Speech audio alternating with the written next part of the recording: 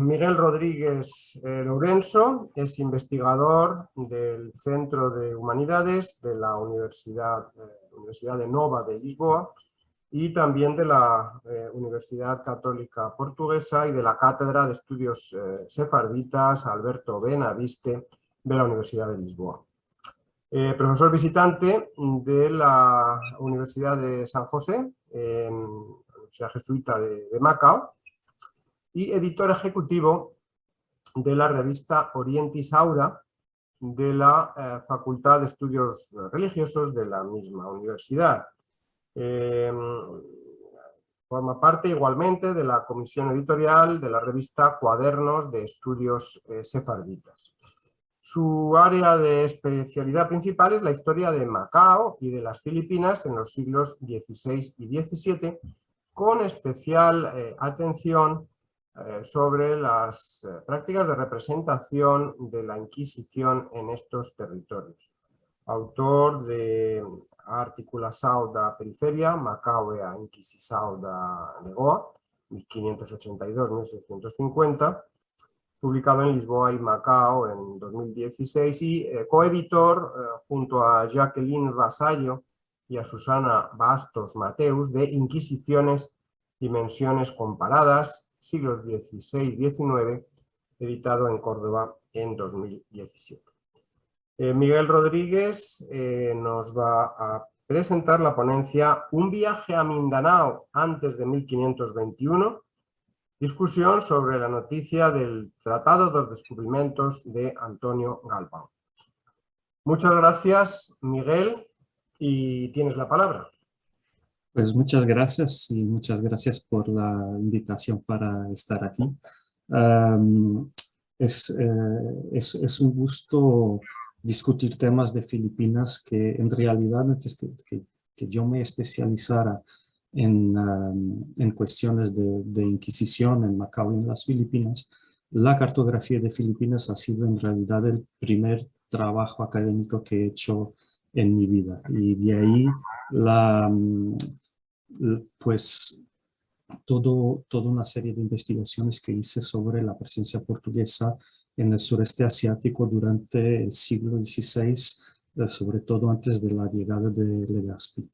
Y el tema que les propongo discutir hoy resulta ser uno de esos problemas que en Portugal ha sido tratado como un no problema.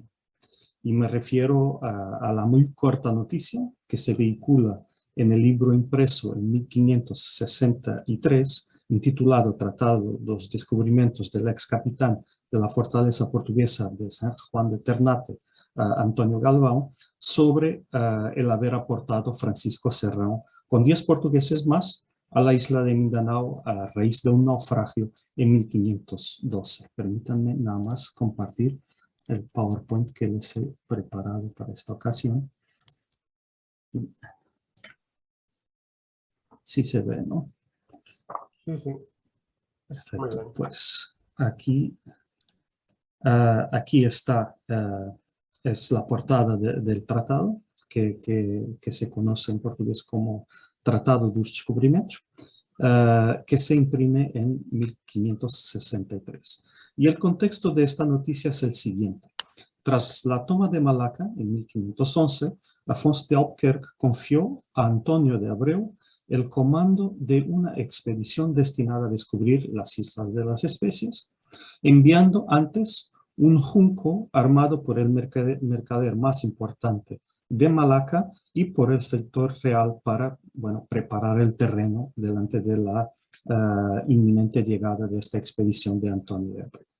Y tras haber llegado a Banda desde Gule Gule en Pulau Seram y delante de la necesidad de esperar el cambio de la monzón para viajar a las Molucas, el capitán Antonio de Abreu tomó la decisión de regresar a Malaca con su cargazón y la información de todo lo que se había navegado y de todo lo que se había reconocido.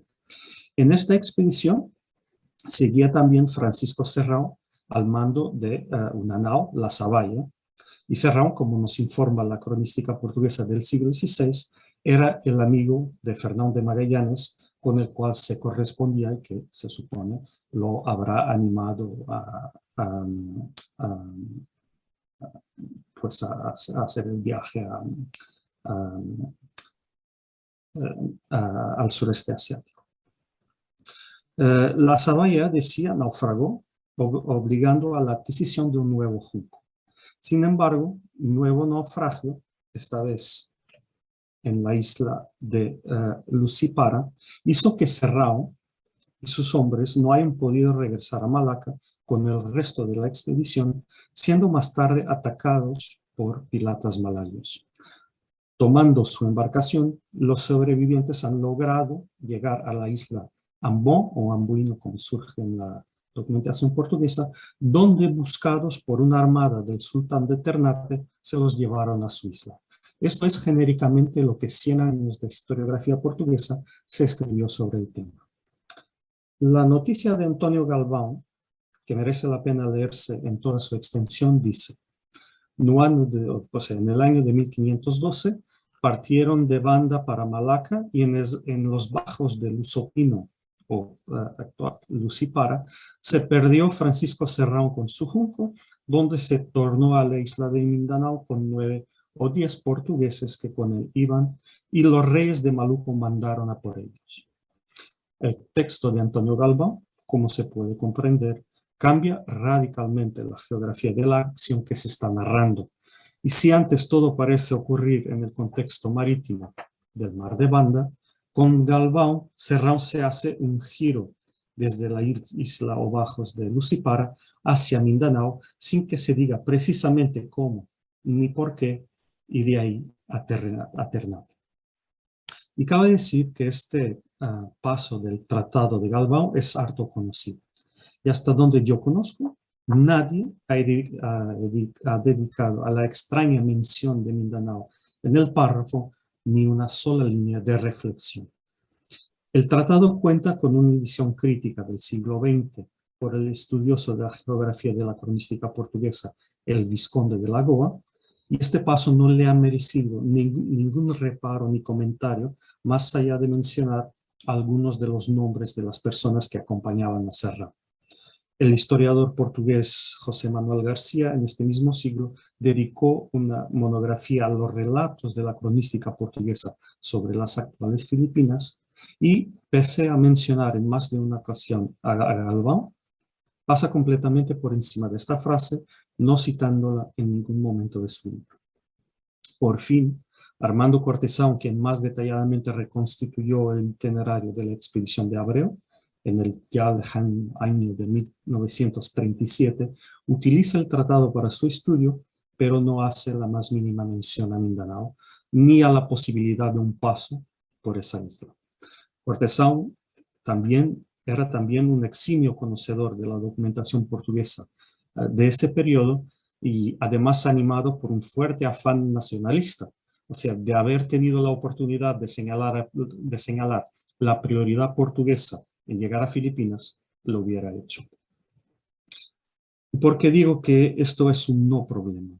Precisamente porque a raíz de lo dicho, nadie le hizo caso a esta información. El viaje de Abreu y la llegada de Serrão a Ternate no es un episodio ignorado por la cronística portuguesa del siglo XVI. De forma más o menos extensa se le han dedicado algunas páginas los más reputados cronistas portugueses. João de Barros nos proporciona quizás el relato más largo sobre el caso, detallando específicamente el trayecto de Francisco Serrão y sus compañeros. Este trayecto, nos cuenta João de Barros, consiste en salir de las islas de Banda y después naufragar en unas islas llamadas de Lusopino, que, si se fijan, corresponde al mismo topónimo registrado por Galvão. Ahí contendieron con unos piratas que los atacaron, sin embargo, logrando derrotarlos, aseguraron que a cambio de su vida, ellos los llevarían a Ambon, donde finalmente fueron buscados del sultán de Ternate.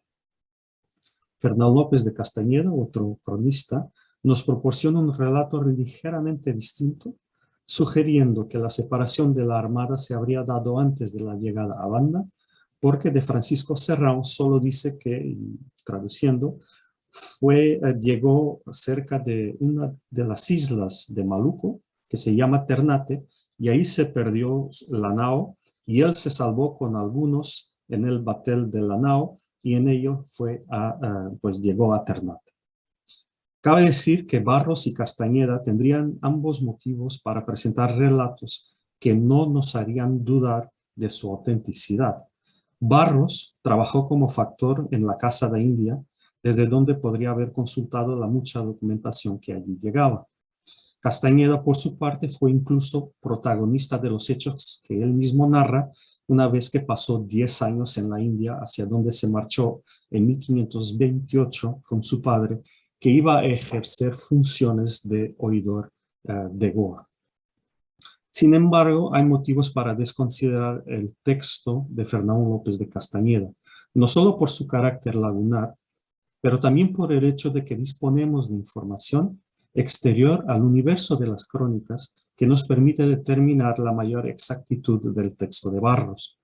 En un auto de testigos realizados en Tomar en 1523 para determinar la prioridad de la llegada de los portugueses a las Molucas, testificó un Diogo Brandão, lo cual describió todo lo sucedido con Francisco Serrão en bastante detalle.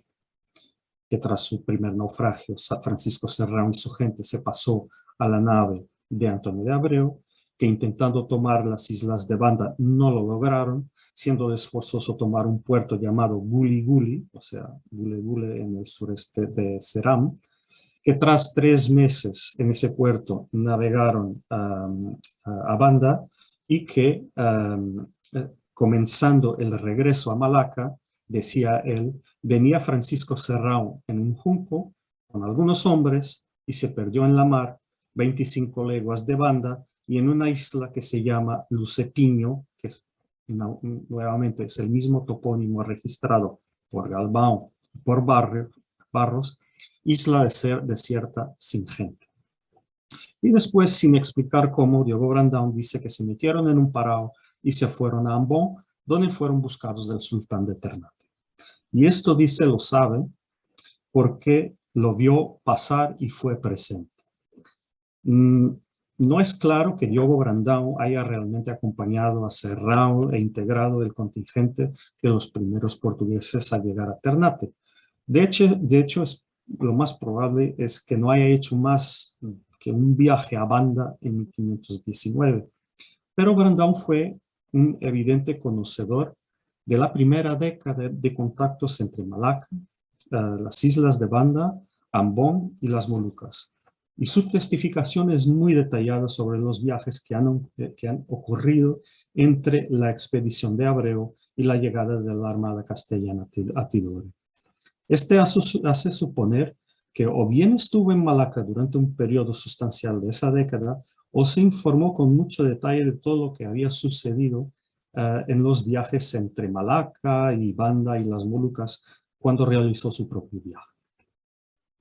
Por fin, el itinerario de Barros encuentra eco también en el texto de Gabriel Rebelo, que fungió como escribano en Ternate y más tarde fue factor, durante el tiempo en que por las Molucas pasaron los expedicionarios de Ruy López de Villalobos. Rebelo recoge en su texto la información de las Molucas, escrito en la década de los 60, también que tras salir de Banda destino a Malaca, Francisco Serrão se perdió en los bajos de, y escribe Lusapino, es el mismo topónimo, desde donde lo trajeron después a Ambon. Lo que podemos verificar es que entre las personas que tuvieron contacto directo con Ternate, o por lo menos con esa región del sureste asiático, que han sido Diogo Brandão y Gaspar Rebelo, hay una coincidencia en el circuito realizado por Francisco Serrão. Un paso por Ceram, una partida conjunta de la expedición desde Banda, luego naufragio de Serrão en Lucipara y finalmente viaje a Ambon y de ahí a Ternate. Y es aquí el problema. La otra persona con conocimiento directo de las Molucas, y aquí hablo de Antonio Galvão, nos dice que Serrão se fue a Mindanao. Galván fue capitán de Ternate entre 1536 y 1539, pero no solo ese cargo le habilita a tener un conocimiento estrecho del universo insular circunvecino y de sus gentes, sino que fue él mismo un hombre interesado por su entorno, que escribió el libro que les he mencionado y una historia de las Molucas que desafortunadamente no se conserva.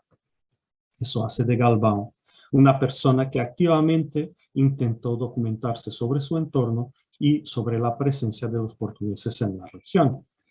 Pero es que hay más. Galván tenía claro que Mindanao tenía una gran importancia estratégica para la presencia portuguesa en las Molucas y buscó establecer relaciones de amistad con jefaturas del nordeste de la isla, enviando para ello a un Francisco de Castro en 1538. Y tras su viaje, el conocimiento geográfico de la isla de Mindanao pasó de esto, o sea, un conocimiento que más bien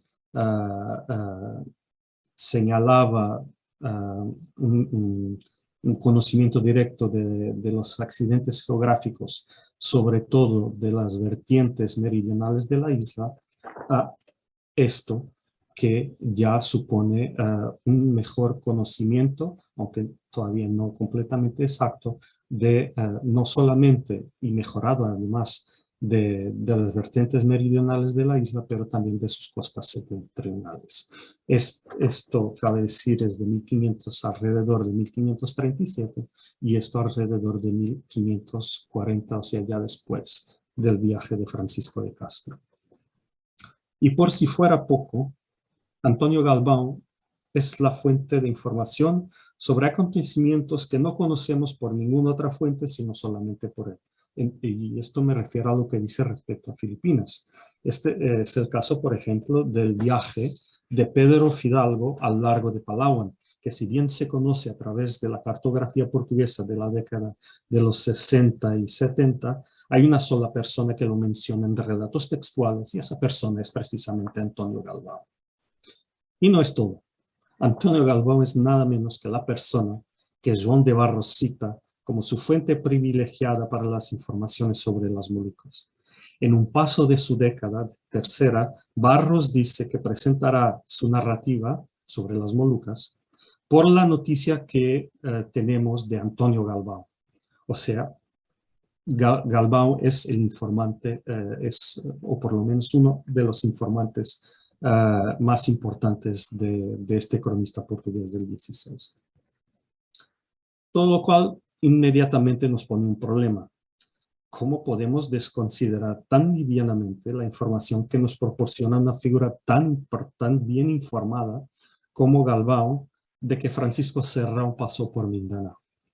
Y de hecho no lo hizo el filipino Vicente Calibo de Jesús, que en 2009 rescató del agujero negro de la historiografía esta información sobre la cual, hasta donde mi conocimiento alcanza, repito, nadie ha reflexionado en Portugal. Y en un texto titulado Portuguese were the first to reach archipelago, not the Spanish, Vicente Calibo de Jesús se ha basado en la noticia y autoridad de Galván para proponer una lectura alternativa sobre los contactos entre los ibéricos y las Filipinas. Y él escribió: "There are two documents attesting to the little-known incident of 1512 when a boatload of Portuguese and sailors and soldiers of fortune came to Mindanao, most likely in Sulu." Uno de los documentos se trata precisamente de la noticia de Antonio Galván en su Tratado dos Descubrimientos. El otro es un documento escrito en portugués, como bien nota Jesús, pero que en realidad es un producto de la expedición de Magallanes, resultado de la confiscación de la documentación náutica de la Trinidad tras su apresamiento por las autoridades portuguesas de Ternate en 1522. El llamado derrotero del piloto genovés es una traducción con interpolaciones del relato del viaje de la Armada, en donde al llegar a Filipinas, en la isla de Suluán, se encontraron con gente que les habría dicho que ya habían encontrado a gente como ellos, es decir, europeos. Y para resumir una reflexión que es mucho más elaborada de lo que puedo presentar aquí, Su conclusión es que esta declaración producida ante los recién llegados podría reflejar ese paso originario de Francisco Serrano y sus hombres por Mindanao. Evidentemente, esta lectura tendría importantes consecuencias para comprender algo que la historiografía algunas veces debatió, y es por qué ha decidido Magallanes navegar tanto hacia el norte de las Molucas. ¿Qué podría él saber sobre las actuales Filipinas? ¿Qué le podría haber dicho o contado Francisco Serrano? De ser cierto el relato de Antonio Galvão, mucho habría que cambiar sobre lo que se escribió al respecto de las primeras etapas de esa expedición. Y en los minutos que me quedan intentaré argumentar por qué sostengo que no debemos aceptar la noticia de Galvão en su Tratado de los Descubrimientos, tal y como se nos presenta. Hacerlo es algo contraintuitivo porque el hecho que esté ahí Mindanao es muy específico, demasiado específico para ser rechazado. Sin embargo, si realizamos una lectura más atenta del texto de Galvão, la naturaleza del problema se podrá deslindar. Galvão, como les enseñé al principio de esta presentación, dice: en los bajos del Uso Pino se perdió Francisco Serrão con su junco, donde se tornó a la isla de Mindanao. En portugués, como en castellano, tornar significa regresar. Pero no hay otra mención en Mindanao, no hay otra mención a la isla de Mindanao antes de esta frase. Sin embargo, Galvão sí habla de la derrota que hasta ese momento había hecho la expedición de Antonio de Abreu. ¿Dónde se puede leer? De aquí fueron a la isla de Buro y de Ambón y costearon la costa de aquella que se llama Muar de Ambón, ¿no? O sea, Serán. Surgieron en un puerto que se llama Guliguli y se fueron a Banda. Si Serrão terminó por tornar a alguna parte, tendría que haber tornado a una de estas islas. La duda es precisamente cuál de ellas. El tratado no nos ayuda porque es lagunar en la descripción del resto del viaje hasta llegar a Ternate. Sin embargo, hay que señalar, como he dicho antes, que esto no es el único libro producido por Galvão, aunque sí fue el único que se imprimió. Un otro, conservado en el Archivo General de Indias, no lleva fecha ni autoría, pero ha sido atribuido a Antonio Galvão en finales del siglo pasado por Hubert Jacobs, considerándolo como una versión preliminar de la desaparecida historia de Maluco, que sabemos que Galvão escribió. Conservado en su tiempo entre los papeles de Alonso de Santa Cruz, lleva el título castellano de Tratado de las Islas de los Malucos y los costumbres de los indios y de todo lo demás, pese a que esté redactado en portugués. Y en este manuscrito podemos leer una narrativa diferente de los infortunios marítimos de Serrão. Aquí se invierte el orden del enfoque preferencial. El texto es más lagunar respecto a la derrota de la Armada de Abreu, pero más específico respecto a los infortunios de Serrão. Y aquí la narrativa empieza en la salida de Banda. Se refiere al desastre en Lucipino, pero se trata del mismo topónimo, al confronto con los piratas y a la victoria de los portugueses sobre esto, sobre la cual se puede leer: estos mismos piratas se dieron a partido, se rindieron, diciendo que los pondrían a los portugueses en Ambón, en Ambuino, como de hecho lo hicieron en un lugar que se llama Rosetel. Este relato es muy cercano a lo de João de Barros, y el historiador al que me referí anteriormente, José Manuel García, sostiene una dependencia de Barros respecto a Galvão. João de Barros menciona igualmente una trayectoria de Lucipino a Ambón y específicamente a Rusutelo, que es una variante también del mismo topónimo que nos presenta este documento que está en el Archivo General de Indias. Si como defienden tanto Hubert Jacobs como un otro historiador portugués llamado Artur Moreira de Sá, si como lo defienden el autor del texto de Sevilla ha sido Antonio Galvão, entonces el lugar al que, según el texto del Tratado de los Descubrimientos, Serrão está tornando es Ambón. por donde la Armada había pasado antes.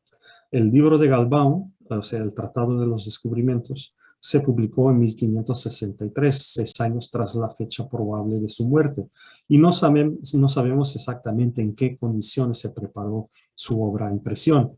El historiador portugués Rui Manuel Loureiro, por ejemplo, ha señalado que uno de los problemas que nos presenta la obra de cara a realizar, por ejemplo, un estudio crítico y profundizado, es la cantidad de errores y lapsus que la obra presenta.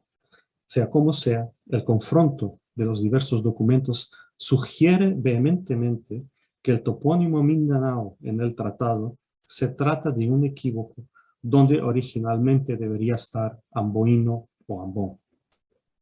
Empecé esta presentación diciéndoles que en Portugal no se ha producido una reflexión sobre esta cuestión.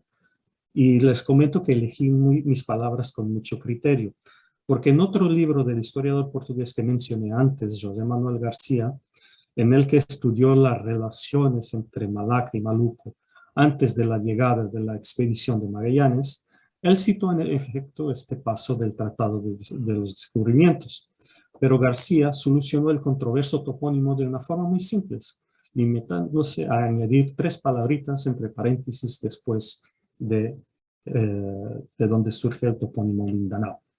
Sic por Ambon. A García no le resultó necesario explicar la presencia de Mindanao en la narrativa.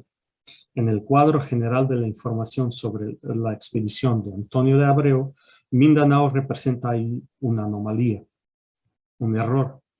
Con naturalidad y sin otras consideraciones, entendió García que el topónimo correcto solo podría ser Ambon o Amboino en portugués del siglo XVI. Queda sin solucionar el problema de la información señalada por Vicente de Jesús en su texto. ¿A quién se podría referir los hombres que se comunicaron con los españoles cuando mencionaron haber visto a otros hombres como ellos? En 1521 hay casi una década de contactos regulares entre portugueses y los habitantes de Maluco, ya sea por la presencia regular de Francisco Serrao en Ternate, sea por las naves que allí llegaron desde Manila. En el marco de la circulación marítima que caracteriza esta región, no es imposible que filipinos y portugueses hayan protagonizado uno de los múltiples contactos y encuentros que la historia no ha conservado. La pregunta quedará huérfana de una respuesta conclusiva, pero no creo el misterio del paso de Serrao por Mindanao.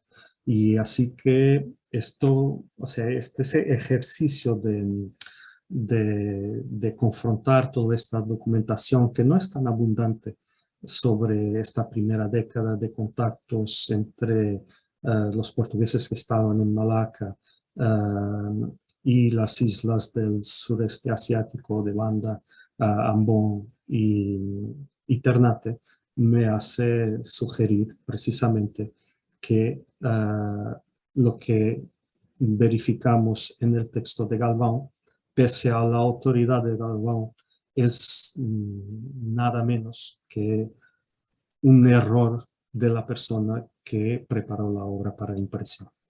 Y eso es lo que tendría que decir sobre esta controversa presencia del topónimo Mindanao mucho antes de que en la documentación portuguesa se empiecen a referir cualquiera de las islas de Filipinas. Y bueno, muchas gracias por su atención y aquí quedo disponible a lo que quieran preguntar. Muy bien, Miguel, pues muchas gracias por esta magnífica presentación. Muy clara a pesar de lo enrevesado del tema. La verdad es que creo que has hecho un magnífico trabajo, ¿no?, de consultar todas las fuentes que trataban acerca del tema con sus distintas implicaciones e implicaciones para llegar a esa conclusión que a mí me decepciona un poquito, si quieres, porque digo, igual damos una gran noticia, ¿no? Pero el rigor del historiador se impone y yo creo que lo has explicado muy bien. A mí, desde luego, me llamaba mucho la atención cuando empecé a saber de estos temas, como lego que era, hasta que empecé a interesarme en la primera circunnavegación y empezaron a surgirme tantas dudas y tantos temas como para organizar estas tertulias. Casi yo diría, es una especie de putad, ¿no? Pero que casi las tertulias las organicé para enterarme de todo lo que me llamaba la atención y no comprendía de la expedición de Magallanes. Y desde luego una de las cosas era esta, ¿no? Era esta y por eso pues os hice la llamada a los portugueses, al equipo portugués, empezando por la embajadora Feria, de quién podía hablarnos de esto, ¿no? Y eras tú la persona, desde luego, indicada. Bueno, comentar antes de dar la palabra al resto del equipo, comentar que yo también topé por casualidad con este artículo de Vicente Calibo de Jesús, intenté localizarlo. He intentado localizarlo por redes sociales, lo cual me ha dado siempre muy buenos resultados, ¿no? Pero en el caso de Calibo, pues no ha sido así, tampoco lo he perseguido, pero luego topé también con que Calibo estaba del lado de Butuan, yo no sé si eres de Butuan incluso, y se había significado a favor de la tesis de Butuan, ¿no? Con lo cual ahí me quedé un poquito ya parado, digo, no nos metamos en demasiados líos, pero me llama la atención también el que Calibo de Jesús, pues no se le ha oído nada en todos estos años de las celebraciones, con el ruido que hemos hecho todos y la propia comisión histórica, ¿no? Que al final, como sabéis, pues desarrolló desde luego todo un programa y la conmemoración ha sido el año pasado muy potente aquí, ¿no? Y esto pues ha quedado ahí en los márgenes de las redes, en los márgenes de internet, ¿no? Lo de Calibo de Jesús, entonces también interesante que, claro, que lo hayas mencionado. Efectivamente, o sea, la primera conclusión va en la línea que tú has comentado, de cómo sobre esta cuestión, pues apenas ha habido estudios, quizás sea el tuyo el primero, espero que esto tome la forma de artículo y se publique pronto, ¿no? Porque me parece importantísimo y me parece además necesario en toda la historiografía de la primera circunnavegación que se trate este tema. Me parece que se le da la importancia que tiene, ¿no? Entonces esa primera conclusión, ¿no? que es algo que apenas se ha tratado con la profundidad que quizá debería, ¿no?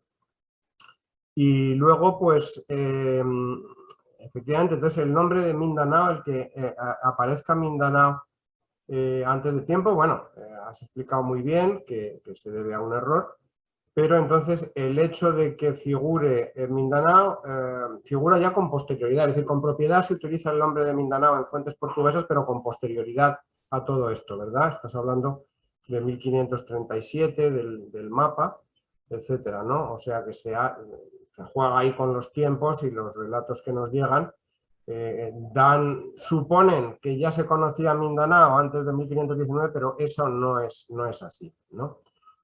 Sí lo he entendido bien.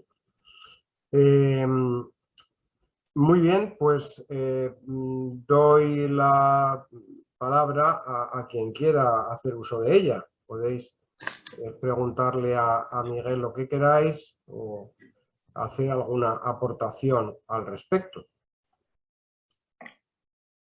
Sí, sí puedo nada más comentar lo que acabas de decir, y es que hasta donde pude alcanzar,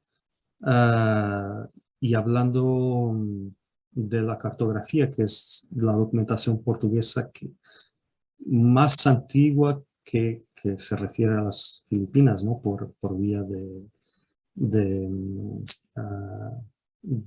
sus mapas, de sus representaciones. La cartografía portuguesa no tiene autonomía respecto de los levantamientos cartográficos que se han hecho en la expedición de 1521.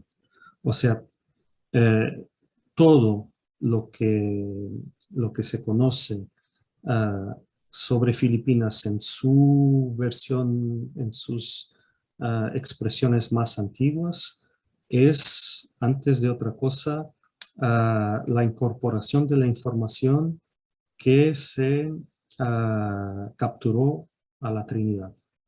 Entonces, a partir de ahí, ya cuando se empieza a navegar entre Malaca y Maluco por vía del norte de Borneo, con un acercamiento a Mindanao y la travesía del estrecho entre Zamboanga y Basilán, ahí ya es cuando se empieza a producir información ligeramente distinta respecto a lo que se conocía de la expedición de 1521.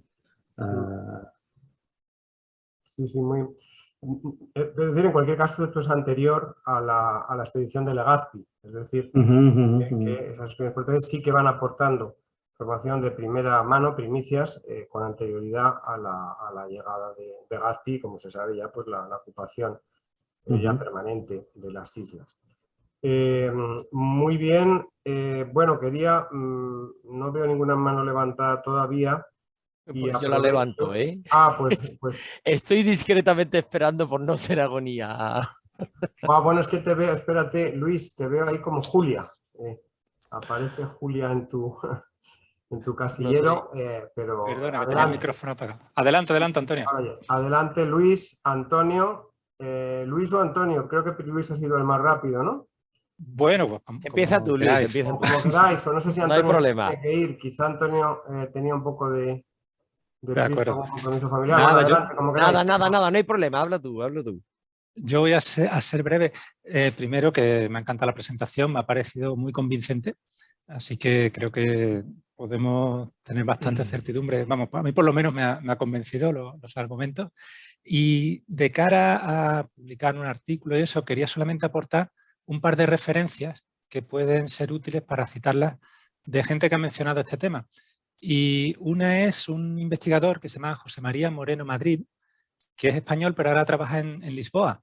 Y hace unos años dio una charla, tengo el enlace, lo puedo poner en el chat, en el que hablaba de la expedición de Abreu a las Molucas y tenía una transparencia se titula Serrao en Mindanao, con interrogación. Mira. Entonces, bueno, pues presentaba la evidencia, no se pronunciaba, pero sí que cita a su vez otra obra, que es un libro de un tal Carlos Quirino, que este no lo he podido localizar, se llama Philippine Cartography, de 1963, en el cual al parecer esta persona sí que da crédito a Galbao y lo da como, pues dice, debes tenerse en seria consideración. Entonces, si quieres, te voy a pasar el URL de la presentación de Moreno Madrid.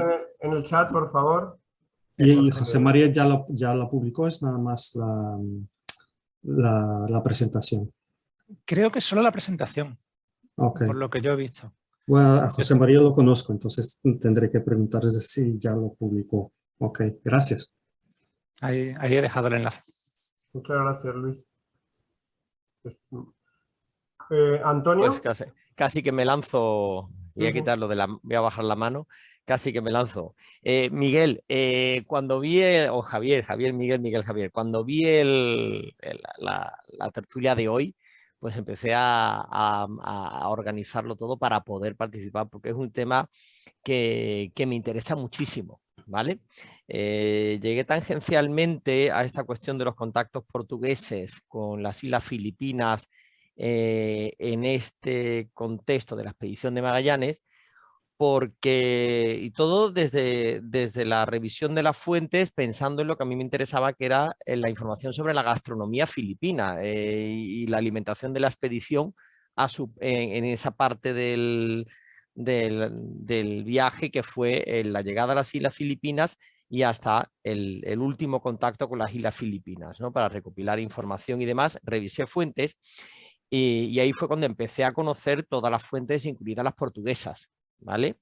Y ya buscando información, y hay una fuente que yo creo que merece la pena dedicarle tiempo, y a lo mejor me atrevo si encuentro yo tiempo también, que es la historia anónima atribuida a Mafra, que damos por hecho y que conocemos a través del manuscrito de la Biblioteca Nacional y de la edición ya antigua que hizo Blázquez, pero me encontré con que hay otro ejemplar, probablemente más antiguo, en la British Library, y además más completo. Sabéis que, no sé si sabéis que esta historia anónima atribuida a Mafra se inicia con la expedición de Magallanes, pero luego se continúa con las siguientes expediciones y llega hasta Legazpi. No aborda la expedición de Legazpi. Esa última parte, las de Villalobos y demás, hay parte que no se conserva en el manuscrito de la Biblioteca Nacional, solo en este de la British Library. Y ahí quería volver sobre ese tema. Bueno, leyendo y releyendo crónicas y fuentes y castellanas, portuguesas y con las mezclas que hay ahí, me pareció apasionante esta nebulosa de posibles contactos y presencia de portugueses en la zona, en el entorno de Mindanao, ¿no? Cuando planteas este tema, claro, pues me quedé y me vino a la mente lo que había leído en alguna de ellas, que me he ido rápido a buscar, ¿vale? No sé si es en Galvao o en Castañeda o en Barros, ¿vale? De esos tres autores portugueses, hablando de un contacto de portugueses con Mindanao en torno a 1527, en el que se cita el que habían bautizado a unos reyes de la isla de Mindanao y demás. Esa es una noticia que a mí me pareció muy interesante. Entonces, he vuelto rápido a releer todo eso, a los contactos que pudo haber entre 1510 o antes, etc. Me quedo en la misma nebulosa. Pero me surge la duda, ¿no será simplemente que cuando hacen la edición casi que quieren reclamar el contacto continuo de los portugueses con Mindanao, un poco en esa pugna con Castilla, y por eso es por lo que son generosos confundiendo estas referencias y ponen Mindanao en la edición esta? Son simples reflexiones, y me quedo en la misma nebulosa. Lo que sí está claro es que tiene que haber hay unos viajes que se nos escapan, que no han quedado puestos por escrito, pero que tenía que haber algo tuvo que haber ahí, algunos contactos y algunas noticias que iban circulando. Sí, el episodio ese, muchas gracias antes de todo, el episodio ese sobre el bautismo de los contactos con Mindanao es la mención que dije sobre Francisco de Castro, es de 1538. Eso está, creo yo, en Diogo do Couto y en otros trabajos posteriores que ahora no recuerdo. Pero está, o en Castañeda, quizás. En Castañeda, me suena a mí de Castañeda. Sí. Y eso es una iniciativa de Galvão. O sea, Galvão es realmente la persona que intentó, o que intenta en los años 30, ampliar la zona estratégica de Ternate, intentando establecer después de los conturbados, de unas capitanías un poco conturbadas de sus antecesores, intenta pues consolidar y no sé si anticipar un regreso de españoles a esas islas. Sí, ahí hay una pugna. Sí, yo creo que sí. Pues formando esas alianzas con la gente de Mindanao, que al parecer después le resulta, porque es gente, creo yo, de Mindanao que cuando llega Ruy López de Villalobos avisa a los portugueses de Ternate que ha llegado gente. Pues los años, sí, el periodo más nebuloso yo creo es la década del 10, la década primera de contactos, donde no hay prácticamente nada. Y bueno, me parece, no es creíble que Serrão no se haya enterado que existía las Filipinas estando ahí 10 años más o menos. Entonces, algo tenía que saber sobre ese entorno. ¿Qué ha hecho circular de ese conocimiento? Es hasta la fecha yo creo que no es posible contestar. Lo único que se podría decir es que quizás sabiendo Magallanes que había contactos regulares entre Malaca y las Molucas, y si dado caso de que Serrao se enterara de que estaban en las Filipinas, le podría haber avisado de que las Filipinas podrían ser un espacio para llegar sin tener que contender con ninguna clase de portugueses. Es un Pero poco eso es la mucho misma idea. podría. Un podría, Pero no hay... sí, exacto, Claro, no dices, hay, no tiene sentido porque la ruta de comercio que está circulando es la del sur. No, las Ujú, Filipinas se quedan en el extrarradio norte, exacto. esa circulación de las especias, que es como llegan los portugueses a las Molucas. Pero claro, parece un poquito inteligente decir, bueno, voy a pasarme de largo, voy a llegar a Ujú, estas islas que hay al norte, que me han llegado noticias que hay, establezco una factoría y una zona controlada para los españoles y desde aquí sí, aparezco por la retaguardia y me ujú, llevo el clavo sin que lo puedan impedir, ¿no? Te queda un poco esa sospecha. sí queda. Al mismo tiempo, son tantos podríamos, que podría Sí, ser que uno no sabe. Luego, la década de los 20 se conoce más por vía de la cronística, y José Manuel García, en efecto, pudo, en esta monografía que les comenté, hizo un trabajo muy minucioso de rescatar los contactos que la historiografía registra. Y ahí ya es más evidente todo un acercamiento, sobre todo a las costas sur de Mindanao, sobre todo por vía de los contactos entre Malaca y Ternate por vía de Borneo, y por eso claro. también la cartografía portuguesa que hereda los levantamientos que han hecho los españoles y los empieza a corregir, esa corrección se hace sobre todo por vía de las costas sur de Mindanao. Que es Uh, la ruta comercial. claro, sí. Y yo supongo que es sobre todo esa experiencia náutica que se hace llegar a los centros portugueses de producción de cartografía.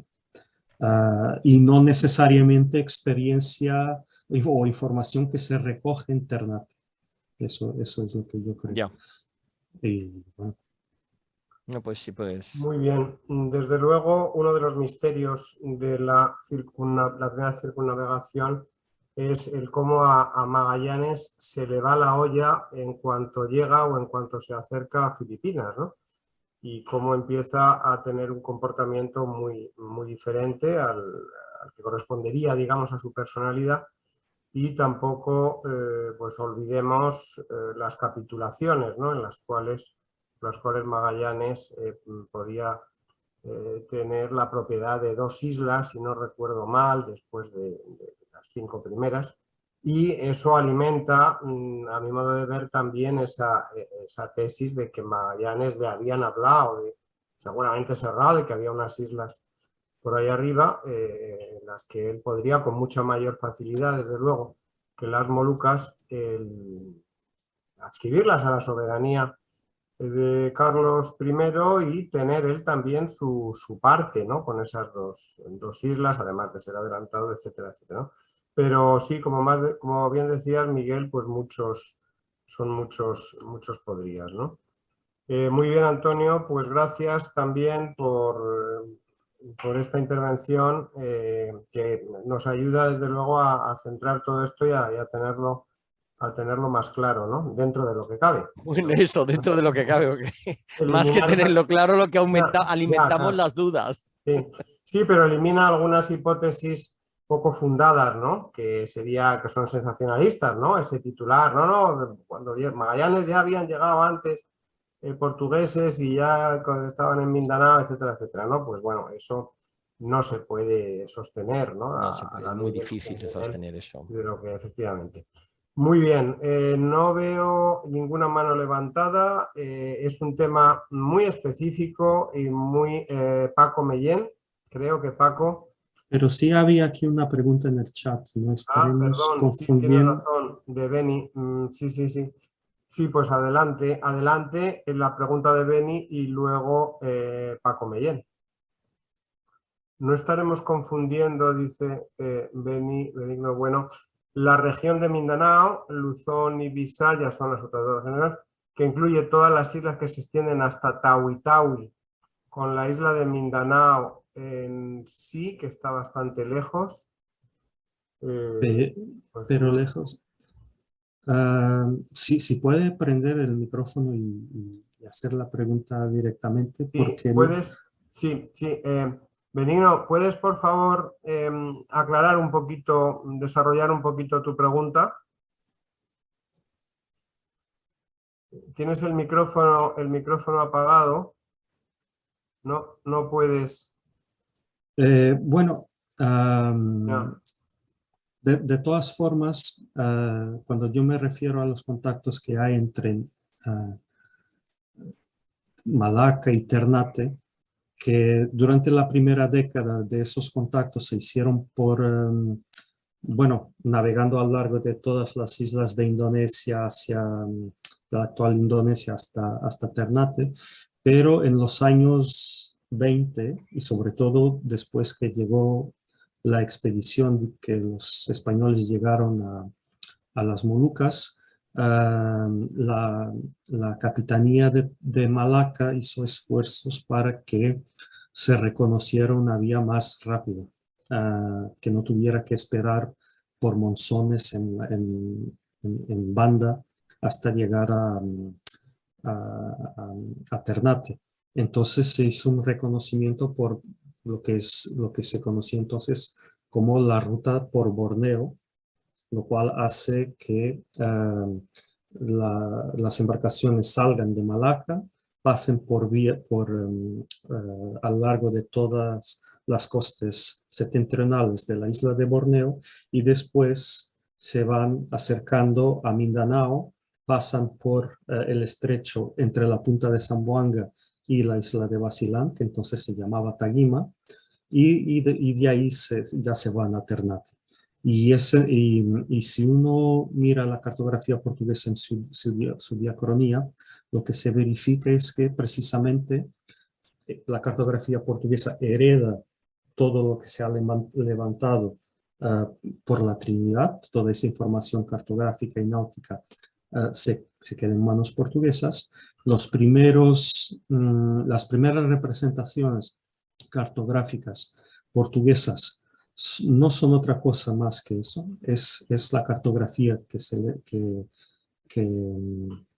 levantó en ese momento, que se hizo en ese momento, y después uno verifica que primero la península de Zamboanga, luego las costas que se hacen meridionales de Mindanao, y ya después, en los años 30, será cuando, después del viaje de Francisco de Castro, será cuando ya la isla de Mindanao en casi toda su totalidad surge con sus accidentes geográficos más distinguidos ahí representados. Por eso es que en este momento las Visayas, Luzón, esa no es una realidad con que los portugueses contacten. Eso será más tarde. Sí, perdón. Quizá Beni se refería a esos archipiélagos que están entre Mindanao y Borneo, Tawi-Tawi, Joló. Sí, a lo mejor esas islas que están más hacia el suroeste, por tanto más cerca, digamos, del centro de gravedad de esta zona a la que os referíais antes, de comercio, etcétera, etcétera, y que a lo mejor, bueno, pues sí hubieran podido pasar por alguna de estas islas, Joló, Tawi-Tawi, etcétera, y referirse a ellas como Mindanao, aunque evidentemente no es Mindanao, ¿no? Quizá a lo mejor, Beni, va por ahí un poco tu observación, ¿no? Creo. Ya, bueno. Siempre hay una duda. Yo siempre o he tenido esa duda leyendo la narración que hay en las distintas fuentes sobre la expedición de Villalobos.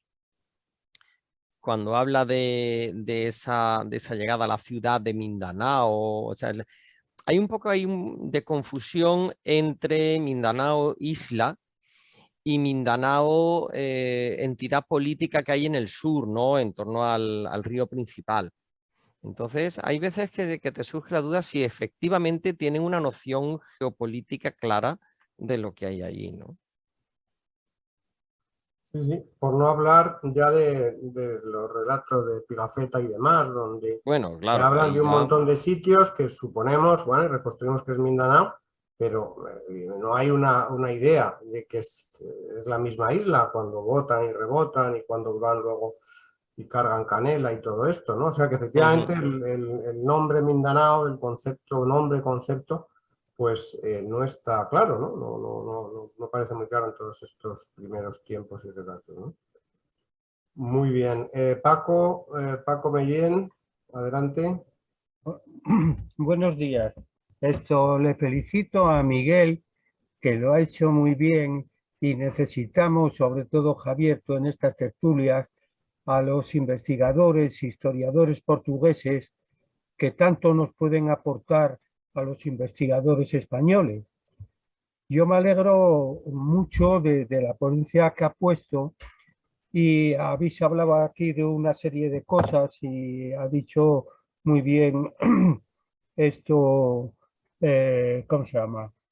Bueno, no me acuerdo, uno que ha participado del Archivo de Indias, que Antonio, ha habido muchos viajes que se nos pierden Antonio. en esa época, ¿no?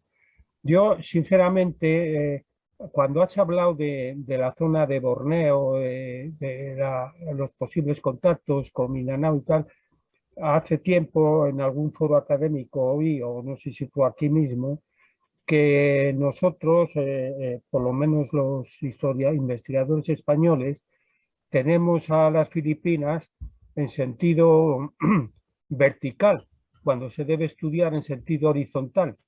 ¿Por qué? Porque sencillamente Borneo dominaba Filipinas y era un territorio que sabemos muy poco, está muy poco estudiado por los historiadores españoles, que dependía de Borneo. Entonces, hay muchos contactos, por una parte, del comercio y sobre todo de la influencia también china, que China, como sabéis, hasta 1400, me parece 23, que se suprimió la navegación exterior, pues dominaba esos mares y hay bastante cartografía. Como sabe muy bien Miguel, en la monumenta portuguesa, ¿no? Es la serie de planos, mapas más bien cartográficos, ¿no? Entonces aparecen una serie de personajes que vosotros, por lo menos que estáis metidos en la historia, conocéis, como Godiño de Heredia, citado por Gago Cutiño,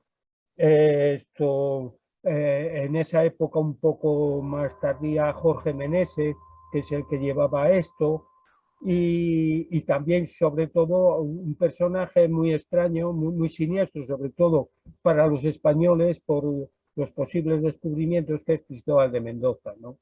Entonces, que se bajó más al sur, ¿no es eso?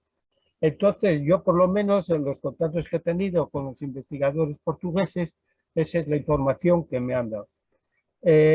Yo me temo que está muy sesgada, tanto por parte portuguesa como sobre todo o especialmente por parte española. Que claro, que la presencia en el sur ya de Jabala Grande y todo eso, había o debía haber varios viajes hechos por los portugueses, bien comercio, no solamente de especias, más bien de oro y de otras materias, y que ahí hubo una posible presencia portuguesa antes que la española. Yo, como he dicho en varias charlas y conferencias, he sido un acérrimo buscador de la presencia española ahí en esos lares, sobre todo en la posible llegada a las costas australianas. Pero cada vez que investigo nuevos documentos y nuevas pistas, sobre todo por la zona de los historiadores portugueses, me dan que ellos fueron los que navegaron antes que los españoles y sintiéndolo mucho por Hervé y por mis trabajos, que yo he defendido también la teoría del bibliógrafo de la Nacional Francesa Hervé, que pensaba que fueron prisioneros y después ejecutados y salió después los planos esas con las denominaciones o topónimos hispano-portugueses. No sé, Miguel, quiero que me ayudes en estas dudas que tengo. Muchas gracias. Gracias por la pregunta. O sea, perdón. Yo creo que en esto de las presencias y de los viajes prioritarios, quizás se pueda plantear la cuestión de una otra forma, que es, bueno, para empezar estamos hablando de una región donde la capacidad oficial de intervención portuguesa es cada vez más diminuta. Entonces hay una realidad, y si pensamos por ejemplo en China, muy pronto se comprendió que esa capacidad ahí no era suficiente. Con lo cual todo se hace a través de iniciativas comerciales, privadas muchas veces, que creo yo muy naturalmente no son necesariamente pensadas para dejar rastro documental. Es decir, una iniciativa comercial tiene que generar ganancias. La divulgación de la información específica es contraria a ese objetivo. Es decir, cuanto más información se proporciona, más competencia puede surgir a raíz de todo eso. Entonces, por una parte, es posible que haya iniciativas de la cual no hay constancia porque no tiene que haber, son iniciativas privadas donde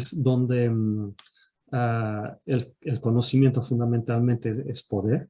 Por ejemplo, yo recuerdo cuando llega Legazpi, se instala en Cebú y envían los portugueses a Gonzalo Marramaque para expulsarlos, y él no consigue llegar en su primer intento a Cebú. ¿Por qué? Porque no tenía pilotos especializados. Entonces, en los circuitos oficiales portugueses, no hay información suficiente sobre cómo llegar a esas islas, pese a que poquísimos documentos, pero sí los hay, sugieren que hay portugueses navegando en los mares interiores de Filipinas. Por ejemplo, en los documentos de Legazpi hay uno que lo publicó, que está en ese libro, Los primeros de Filipinas, creo, es de Patricio Hidalgo Nuchera, donde se captura una embarcación de gente de Borneo y esa embarcación pertenecía, dice, a un portugués, que no tiene nombre de portugués, está grafado como Antón Meletis, no sé qué clase de apellido puede ser ese, pero portugués no lo es seguramente, pero así dicen que es portugués. Hay cartografía de los 60 que demuestra que había un conocimiento de la costa oriental de Palawan, con la bahía de San Antonio ahí muy bien dibujada. Entonces sí hay portugueses que están penetrando en los mares interiores de Filipinas, pero esa información no circula hacia los centros oficiales de poder de los portugueses, probablemente porque es conocimiento náutico privilegiado que la gente no quiere compartir.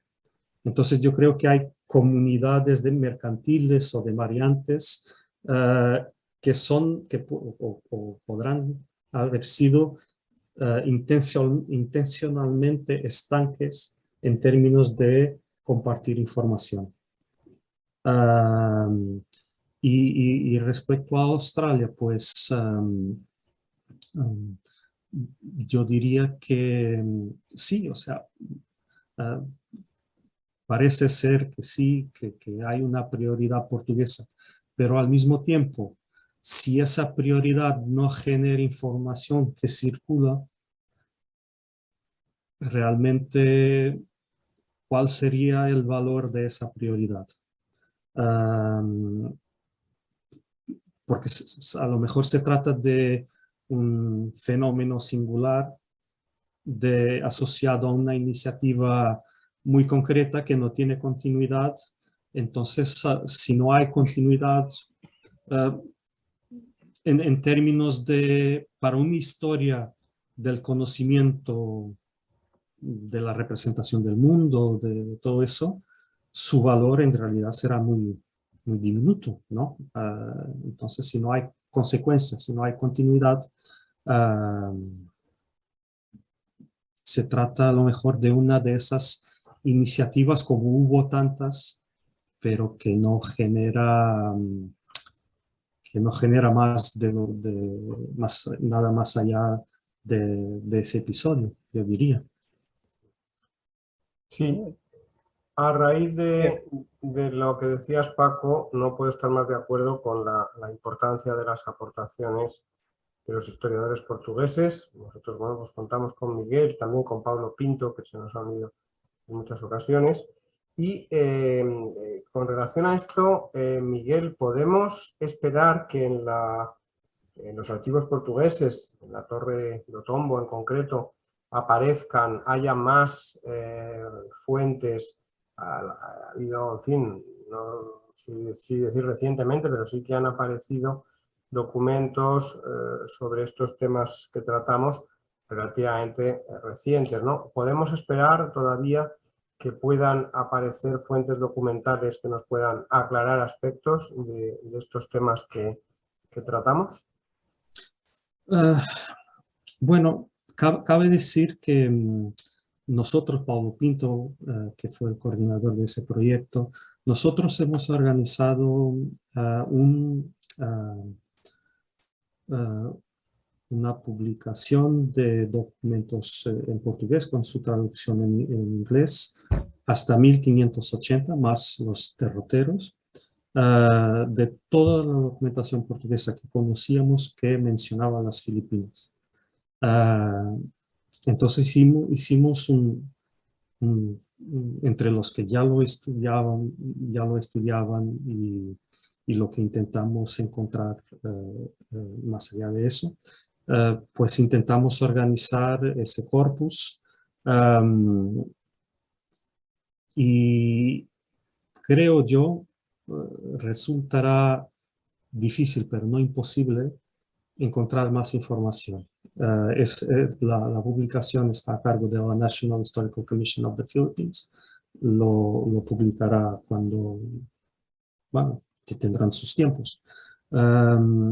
Pero sobre todo la cuestión es probablemente lo nuevo que pueda surgir será siempre algo que sea una línea, un párrafo, una cosa... Porque las colecciones que dicen respecto al siglo XVI en Portugal, debido al temblor de tierra que tuvo Lisboa en 1755, y bueno, a las pérdidas del tiempo, son muy conocidos, se han revisado mucho,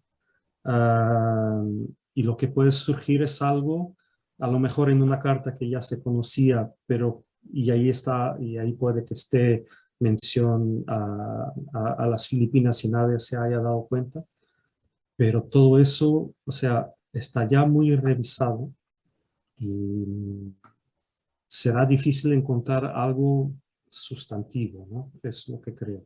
Es lo que me sugiere el panorama. Oye, perdón, Miguel. Yo he investigado en la Torre de Otombo, pero me ha faltado por investigar en la biblioteca del Palacio de Ayuda y sobre todo en la biblioteca de Coimbra. ¿Tú sabes si hay gente investigando en nuestros dos archivos actualmente sobre temas de expediciones marítimas? Sobre temas particularmente a Filipinas. Particularmente a Filipinas, en Portugal somos muy pocos, o sea, creo que no llegamos a 5. Y de los 5, 2 trabajan siglo XVI, de los 2, 1 soy yo. Entonces, no hay mucha gente ahora mismo trabajando expediciones marítimas a Filipinas. Muy bien. Gracias. Bueno, pues esperamos impacientes esta publicación. Vamos a ver cuándo la saca la National Historical Commission. Muy bien, Luis tiene la mano levantada y Sergio Afonso. Luis, Sergio, adelante. Sí, aprovecho para hacer una pregunta que está relacionada, pero bueno, se sale un poco del tema, que es por saber si, Miguel, tú sabes, si en los archivos portugueses se conocen documentos que detallen cómo eran las armadas portuguesas que se enviaban a la India. Porque nosotros, bueno, yo personalmente trabajo mucho sobre armadas españolas hacia América y me preguntaba cuáles son los puntos en común y las diferencias que había con las armadas portuguesas hacia Oriente, pero no sé si hay el mismo detalle en la información por lo que tú dices, por las pérdidas que ha habido en los archivos portugueses.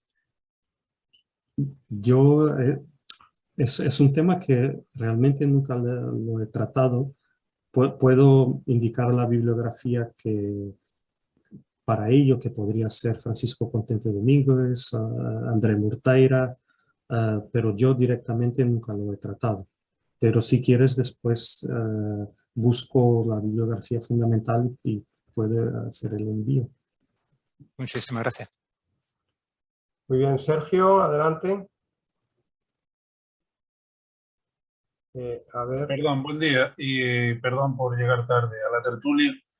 Me alegro un montón porque evidentemente hacer un estudio y debatir sobre lo que hacemos siempre sin la aportación más profunda y directa de los investigadores portugueses es como hacerlo a medias nada más, ¿no?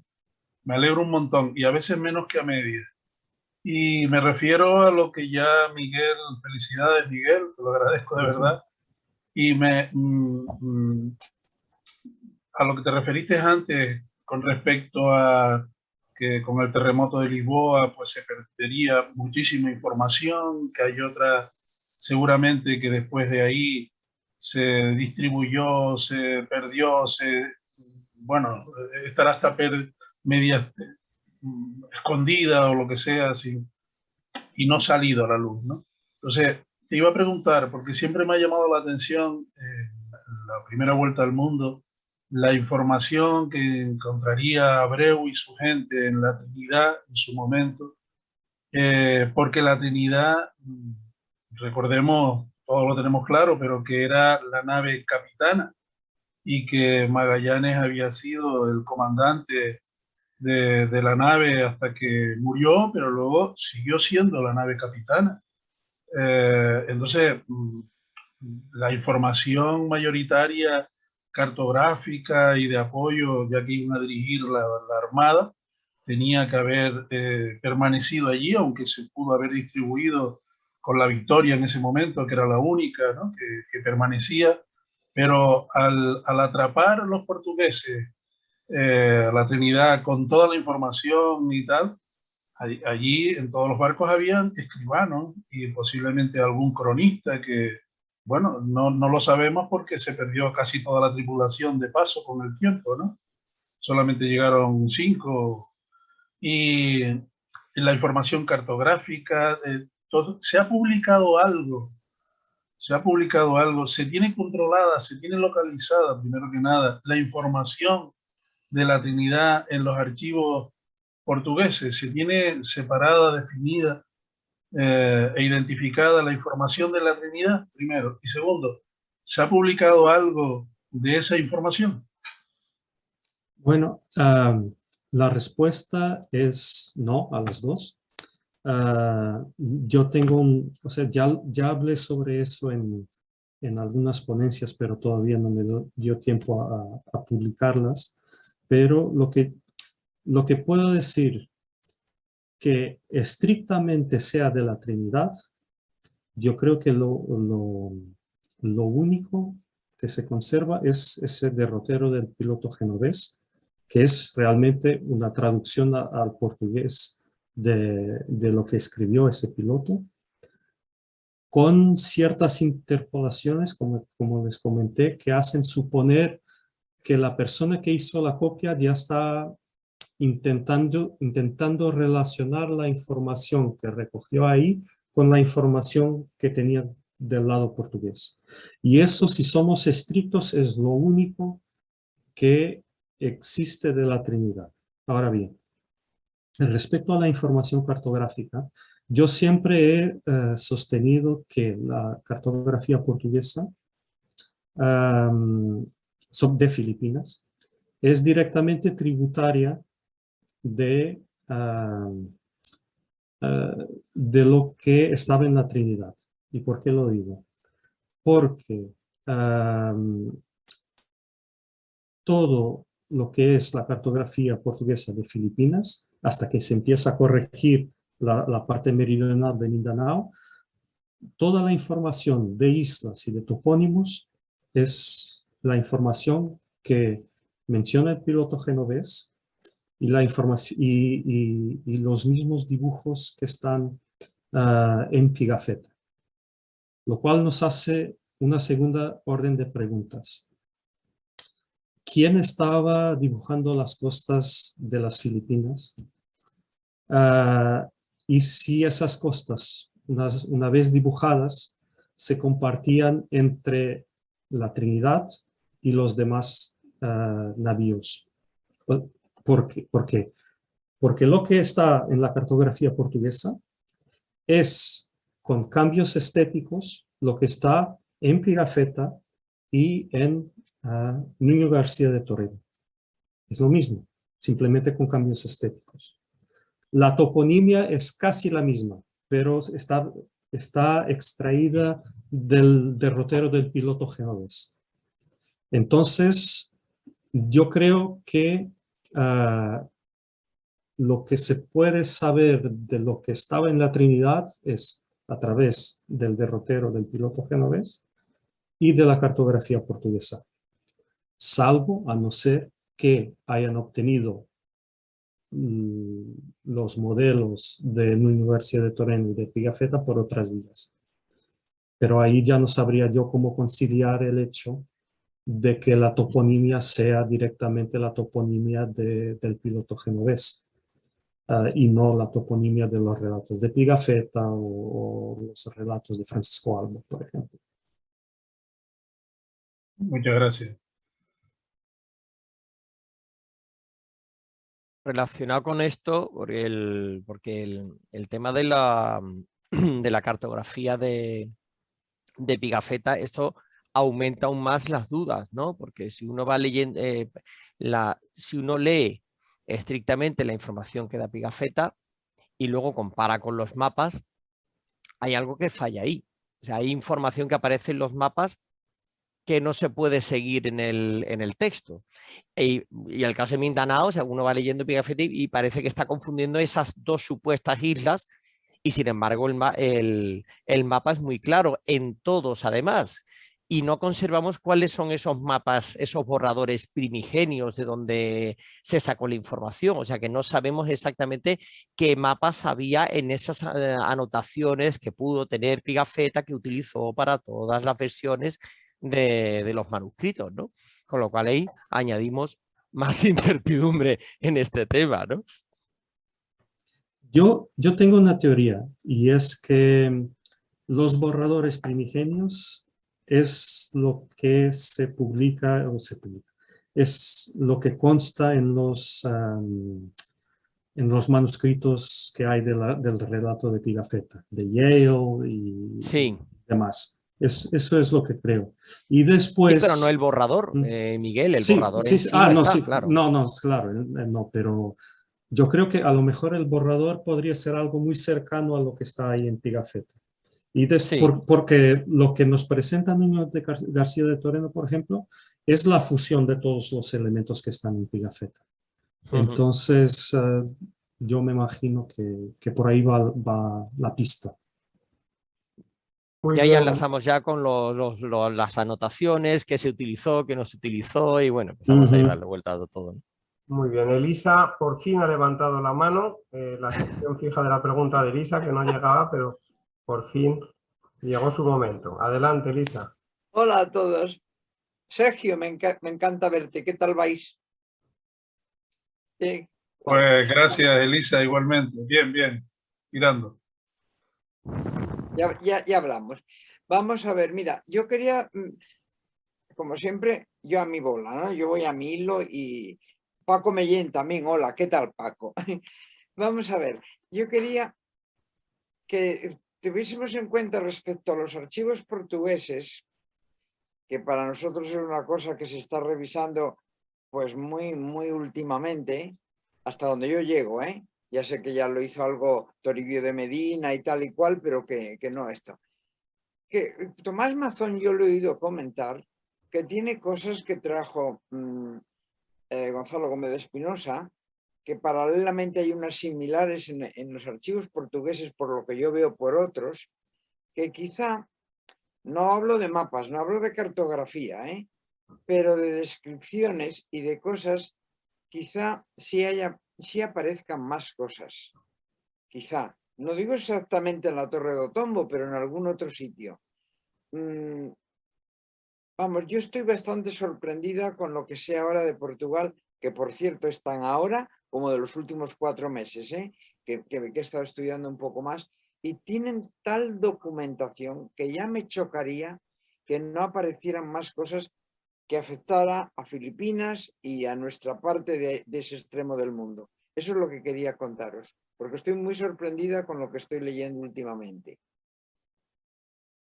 A ver, yo Eso era quería todo. deciros esto porque hace poco, la semana pasada, se presentó otro libro sobre Juan Sebastián del Cano, que ella defiende la firma autógrafa de Juan Sebastián Elcano, y él pone del Cano, que es Carmen Mena, catedrática de la Universidad de Sevilla. Se presentó el libro y surgió también la misma pregunta.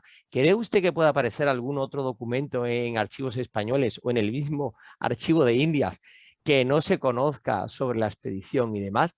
Es realmente difícil, porque es una época que ha sido muy investigada, muy escudriñada.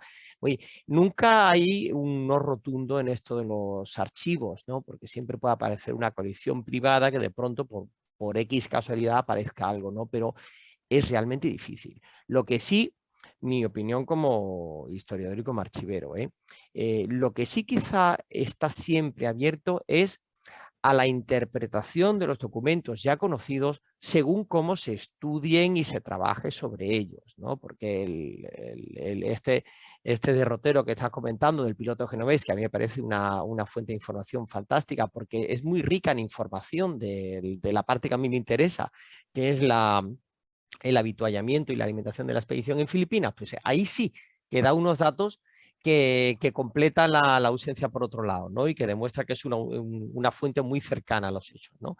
Pero es como todo, ¿no? O sea, si conocemos bien al autor y se conoce su contexto histórico y otros documentos, a lo mejor luego interpretamos las fuentes de otra forma, que es el caso de lo que ha planteado Miguel hoy, ¿no? O sea, bueno, después del análisis concienzudo, pues llegas a una conclusión que está corrigiendo lo que parece que ibas a defender. Y está demostrando que realmente lo que sigue haciendo falta es ese trabajo profundo con las fuentes que ya tenemos, porque a lo mejor luego nos llevamos sorpresas. Eso sí creo que todavía algunas investigaciones irán sacando a la luz temas y planteando conclusiones distintas, ¿no? Pero eso es difícil, ¿eh? Yo creo que es difícil. Quisiera yo. Ah, claro, todos querríamos que apareciera un archivo perdido con documentos fantásticos. Muy bien. Pues ya no ¿Puedo hacer veo... dos comentarios sobre A esto, ver. lo que dice Antonio? ¿Alguna pregunta? Sí, bueno, adelante, adelante, Luis. Sí. Un comentario es que, efectivamente, creo que no se va a encontrar, no sé, una orden real sobre la expedición de Magallanes o algo así, estuviese perdida, eso estoy de acuerdo. Pero sí que creo que sobre los individuos de la época, los que participaron en la expedición, en su preparación, eso sí que puede haber datos suplementarios en archivos, porque históricamente se han centrado las investigaciones en los grandes personajes, en los grandes temas, pero a lo mejor eso, cuando uno se focaliza sobre Gonzalo Gómez de Espinosa o sobre Juan Vespucci, como es mi caso, sí que aparecen algunos documentitos que iluminan más sobre esas personas, que a lo mejor habían sido vistos por 3 o 4 historiadores antes, pero bueno, nadie les había echado mucha Sí, no cuenta porque no lo eran... valoran, no le dan tanta importancia, no se paran a analizarlos, y eso siempre surge, ¿no? O un pleito que sale a lo mejor de los herederos de no sé quién y resulta que hay una declaración que dice que eso ha salido a relucir en relación con los que fallecieron, según Pigafetta, en Cebú, que luego por otro lado parece que si pudieran estar vivos algunos, que si algunos fueron vendidos como esclavos, que tal. O sea que siempre hay algo que pueda acabar apareciendo por ahí, ¿no? Sí, sí, sí. No, en eso sí. Y después también estaba de acuerdo con lo que tú decías de explotar las fuentes que tenemos, porque se pueden hacer grandes cosas con la cantidad de datos que se tienen ya y sin buscar el hallazgo, digamos, que tiene el interés periodístico, ¿no? De he encontrado el gran documento novedoso, sino cogerse los 1500 documentos que hablan de tal tema y explotarlos. Y con los medios informáticos que tenemos ahora se pueden hacer grandes cosas. Yo, por ejemplo, yo me he centrado en un periodo muy concreto para tratar de reconstruir todo el tráfico entre España y las Indias en unos cuantos años, que es el tráfico en los años en que me interesa por el personaje que estoy estudiando. Y tenemos datos para saber todas las naos que salieron de Sevilla, quiénes eran los maestres, los pilotos y tal, reconstruir las fechas y algunas lagunas, evidentemente, pero bueno, con eso tratar se pueden inferir cosas que un documento no te explica, pero cuando tú tienes la visión de las 50 o las 80 naos, pues sí que sacas información que va más allá de una sola fuente. Muy bien, bueno, nos estamos apartando un poco del tema en sí, entrando en cuestiones metodológicas muy interesantes, pero que ya serían más cuestión de trabajo de historiadores, que fundamental, pero que, bueno, pues hay otros miembros del equipo que no son historiadores en sí, que nos puede parecer un poco interesantísimo, desde luego, todo este planteamiento, y podríamos seguir pues hablando hasta qué punto se puede agotar, si sigue teniendo todavía el filón Magallanes Elcano, si todavía tiene recorrido, o ya tras estos 3 años está todo tratado y escudriñado, como decía antes Antonio. Bueno, vamos llegando ya a la hora del aperitivo, casi ya de la comida en España y de la cena. Bueno, en Filipinas se cena pronto, estamos ya, la doctora Sun Kua y yo, un poco rebasando esa hora filipina de la cena, ¿verdad, Alice? Y veo la mano de Sergio Afonso, nuestro canario de pro del equipo. Adelante, Sergio. ¿Y alguna pregunta más?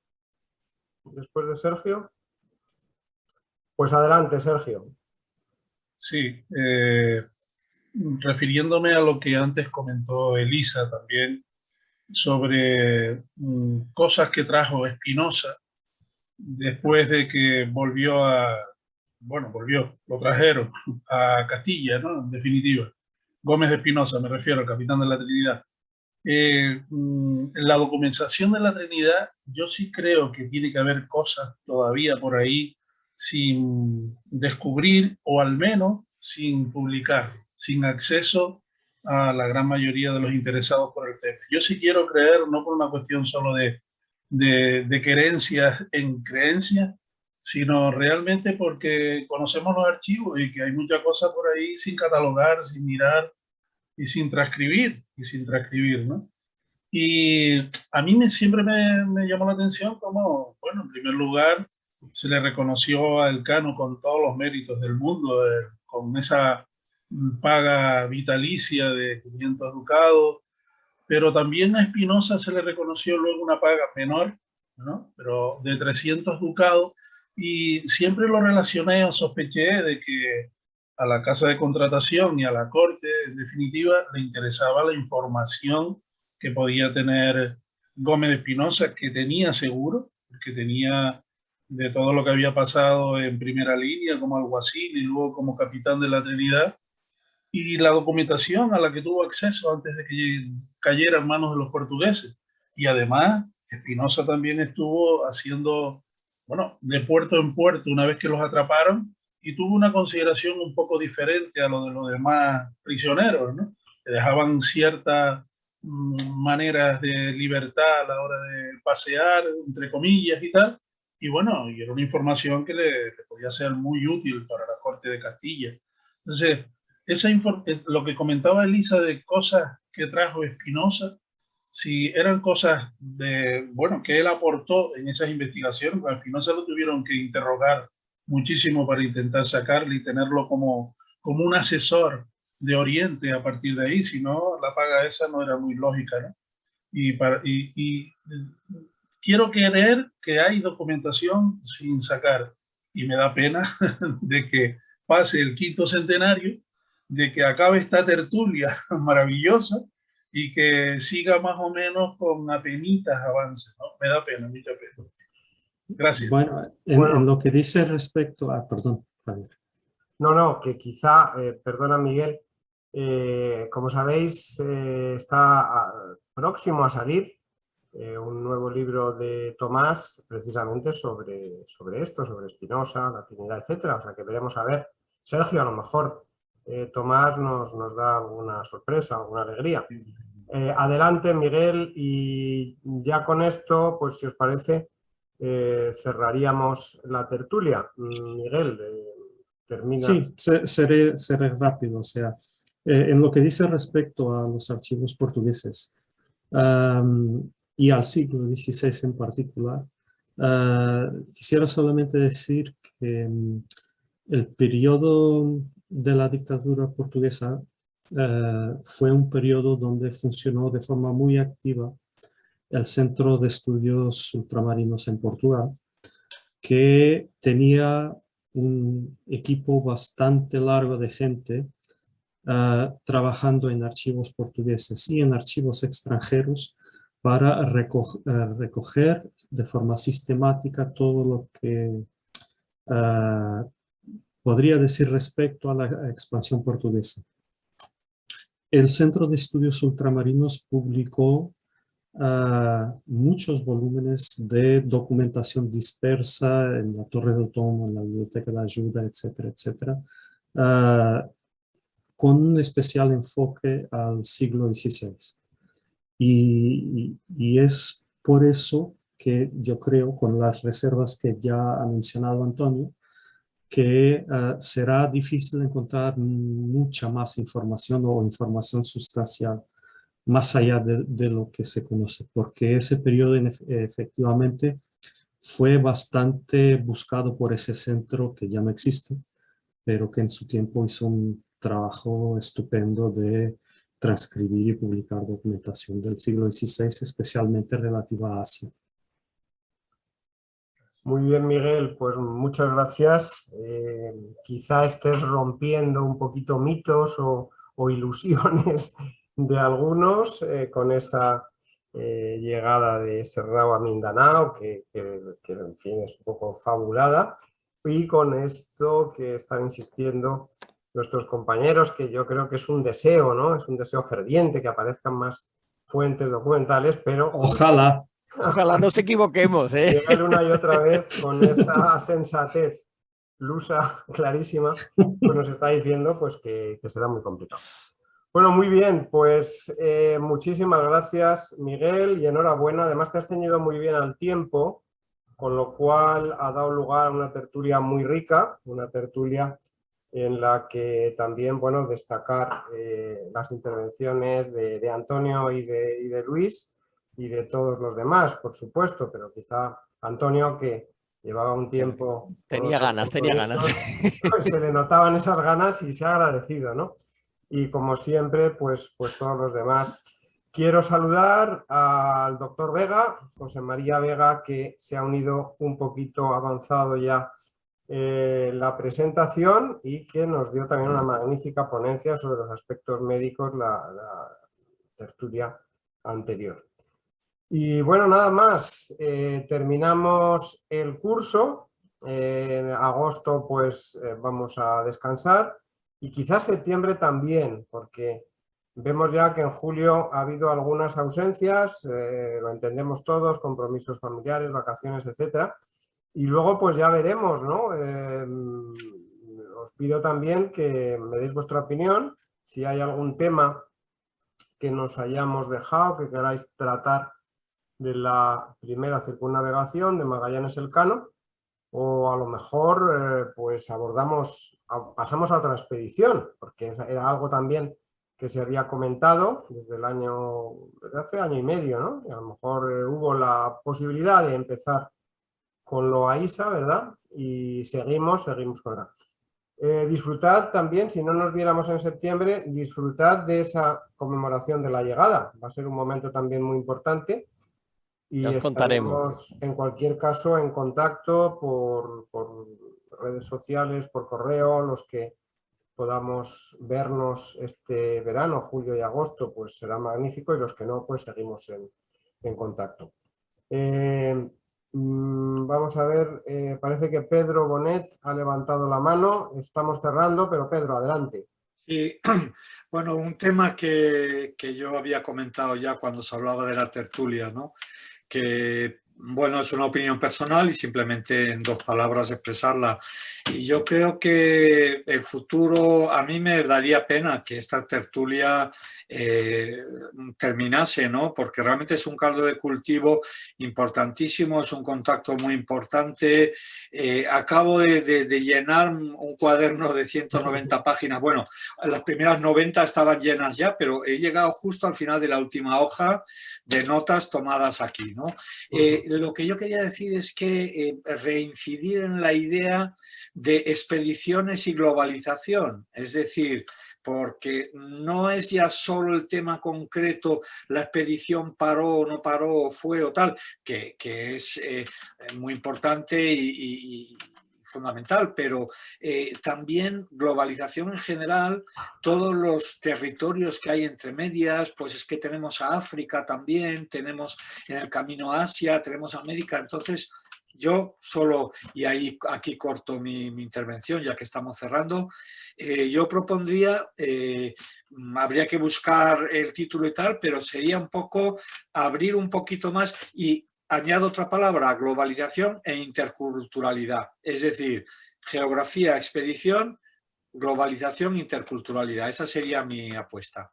Y buen verano. El galeón de Manila y el galeón de Manila. Bueno, entonces ahí ya... Bueno. Ahí se incluye, por supuesto.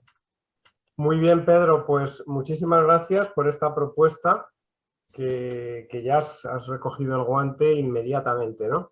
Y animaros a todos, pues a eso, a lo mejor tenemos que hacer una sesión precisamente de tormenta de ideas para ver por dónde seguimos con las tertulias. Eso te iba a decir, Javier, que a lo mejor también pueden ser las preguntas que nos surgen y no tanto los temas que hemos trabajado, porque a lo mejor compartiendo las dudas, pues se van perfilando temas que se puedan proponer, ¿no?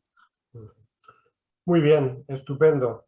Pues muchas gracias a todos, feliz verano, y algunos os veré pronto, en unas semanas estaré en España, y a los que no os vea, pues seguiremos viéndonos a través de la cámara. Un abrazo muy fuerte a todos. Un abrazo a todos. Muchas Gracias a todos, gracias. especialmente a ti, Adiós. Javier. Muchas gracias. Gracias, Miguel, Gracias. y enhorabuena. Gracias a todos. Muchas gracias. Gracias a todos. Adiós a todos. Adiós, buenas tardes.